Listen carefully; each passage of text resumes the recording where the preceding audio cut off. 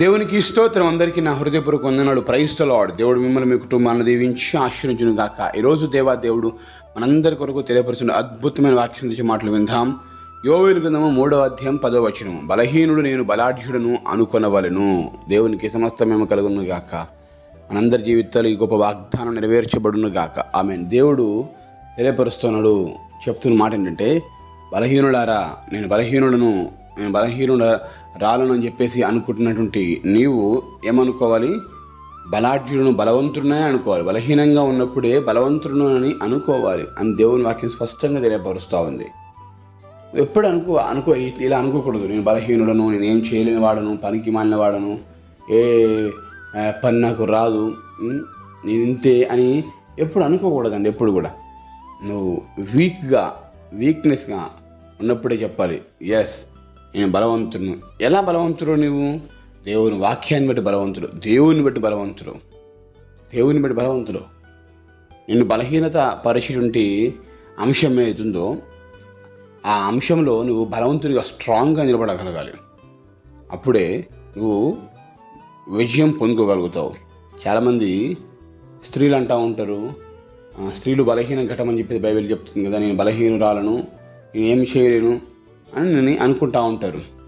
లేదు ప్రియ సహోదరి, దేవుడితో మాట్లాడుతున్నాను. బలహీనురాలు కాదు, నిన్ను దేవుడు బలవంతురాలుగా మారుస్తూ ఉన్నాడు. బలహీనుడు నేను బలవంతుడు అనుకోవాలి. నువ్వు అనుకుంటే చాలు. ఎస్, అనారోగ్యం ఉన్న వ్యక్తి ఏమనుకోవాలి? నేను ఆరోగ్యంగా ఉన్నాను దేవుని నామం పేరట యేసునామములో అని చెప్పాలి. సమస్యలతో బాధపడుతున్నవారు నేను ఇప్పుడు సమస్యలు లేనని చెప్పాలి. నోటితో చెప్పటమే. జీవమరణములు నాలుక వశమైంది. నీ నాలుకతో నువ్వు ఏమి మాట్లాడుతావో అది జరుగుతుంది.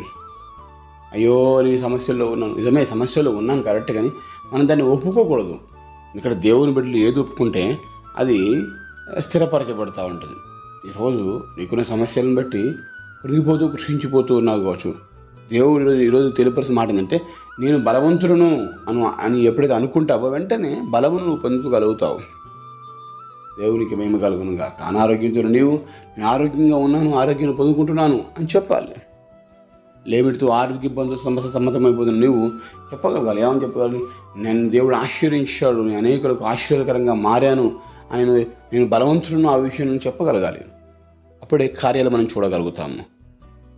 నీ కుటుంబంలో సమాధానం లేకపోతే సమాధానాన్ని దేవుడు ఇచ్చాడు.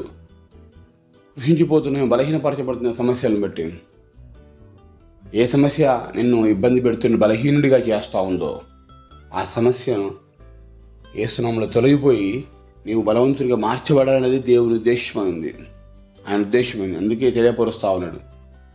నువ్వు నడవలేకపోతున్నావు, పరిగెత్తలేకపోతున్నావు, పని చేయలేకపోతున్నావు, పరిస్థితికి చిన్న భిన్నంగా ఉంది, ఏం చేయాలో అర్థం కావట్లేదు. ఈ కుటుంబాన్ని, సంసారాన్ని ఎలా ఈదాలి, ఎలా బయటికి వెళ్ళాలి, ఎలా బయటపడాలి, ఎలా గట్టెక్కాలి, నా స్థితి నాకు ఎవరు సహాయం చేస్తారు, నాకు ఎవరు ఆసరాగా ఉంటారు అని చెప్పేసి నువ్వు బాధపడుతూ దిగులుతో ఉన్నావేమో.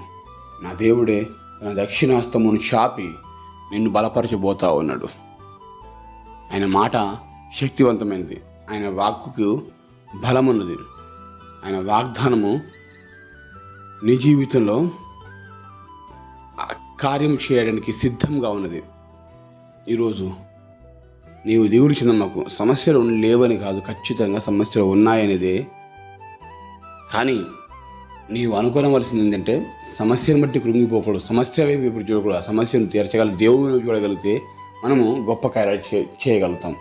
అప్పటిదాకా నీళ్ళలో యేసు ప్రభు నడవడాన్ని బట్టి చూసిన పేతురు, నేను కూడా నడుస్తాను ప్రభు అంటే రమ్మని చెప్పినప్పుడు యేసు ప్రభు వైపు చూసిన ప్రతి సమయం అంతవరకు కూడా నడుచుకుంటూ వెళ్ళగలిగాడు. కానీ యేసు ప్రభు వైపు దృష్టి మరల్చి ఈ పొంగుతున్న అలల వైపు, సముద్రం వైపు చూసినప్పుడు ఏమైందంటే ఆయన మునిగిపోసాగాడు. ఈరోజు నీ దృష్టి యేసుప్రభుపై, దేవునిపై ఉంటే నీ దృష్టిని బట్టి నీవు బలవంతుడుగా ముందుకు సాగలుగుతావు. లోకం చూస్తే బలహీనుడిగా మార్చబడతావు. లోకము నువ్వేం చేయగలుగుతావు, నీ వల్ల అవుతుందా, నీ శక్తి లేదు, నువ్వేం చేస్తావు అని చెప్పేసి నిన్ను నిరుత్సాహపరిచేటువంటి విధంగా ఉంటుంది.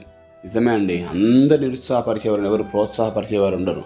కానీ దేవుని వాక్యం చెబుతా ఉంది, ఆయన బలవంతుడుగా నువ్వు ఉండాలని నిన్ను ప్రోత్సహిస్తా ఉంది. బలవంతుడు అనుకోవాలని దేవుని వాక్యం ప్రోత్సహిస్తుంది. కనుక దేవుడిస్తున్నట్టు ఈ వాగ్దానాన్ని, ఈ ప్రోత్సాహపు మాటలను నీవు పొందుకొని బలవంతుడిగా బలవంతురాలుగా మార్చబడదుగాక. ప్రార్థన చేసుకుందామా. ప్రార్థన.